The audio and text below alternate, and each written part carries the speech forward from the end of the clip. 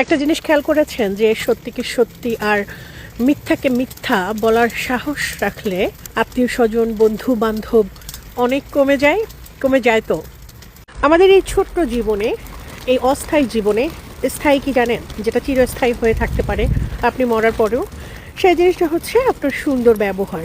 আপনার ব্যবহার যদি সুন্দর না হয়, আপনি মরার আগেও মানুষের কাছে খারাপ থাকবেন, আর মরার পরে তো আপনাকে মনে করার কোনো কারণই নেই। কিন্তু আপনার ব্যবহারটা যদি সুন্দর থাকে, আচরণটা যদি আপনি সবার সাথে সুন্দর রাখেন, আপনি মরার পরেও আপনার কথা তারা মনে রাখবে। অ্যাটলিস্ট বলবে যে এই মানুষটা খুব ভালো ছিল, সবার সাথে খুব ভালো ব্যবহার করতো, কখনো কারোর সাথে খারাপ আচরণ করেনি।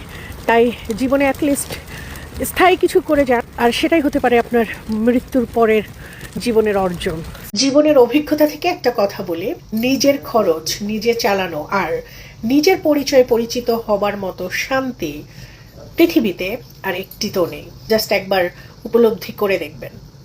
আমার কাছে সময় আর সম্পর্ক খুব দামি একটা জিনিস, অনেক মহামূল্যবান বলতে পারেন। সব থেকে মূল্যবান জিনিস সেটা হলো যে সময়ের মূল্য বোঝে না তাকে আপনি সময় দিবেন না, আর যে আপনার গুরুত্ব বোঝে না তার সাথে সম্পর্ক রাখবেন না। যারা সম্পর্কের গুরুত্ব দিতে জানে না, এই ধরনের মানুষের সাথে সম্পর্ক রাখাই উচিত না। আর যারা সময়ের মূল্য দিতে জানে না, সময়ের ভ্যালু বুঝে না, এই ধরনের মানুষের পেছনে একদমই সময় ইনভেস্ট করা উচিত না।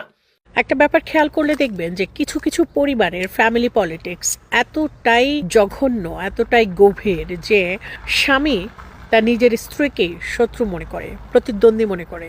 সে মনে করে যে তার ওয়াইফ তার ভালো চায় না। কিন্তু আমার মনে হয় একজন স্বামীর ভালো হোক, এটা প্রতিটা স্ত্রী চায় তার স্বামীর সর্বোচ্চ ভালোটুকু হোক।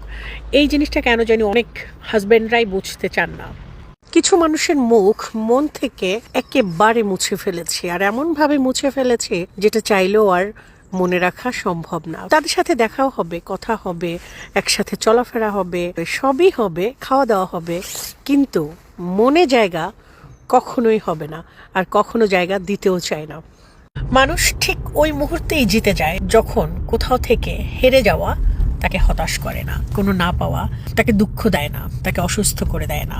জীবনের সবচেয়ে বড় ট্র্যাজেডি হলো আপনি রিয়েলাইজ করতে পারছেন বা আপনি বুঝতে পারছেন যে আপনি যা করছেন সেটা ভুল, কিন্তু আপনি থামছেন না বা আপনি থামতে পারছেন না। এর চেয়ে বড় ট্র্যাজেডি আর জীবনে নেই।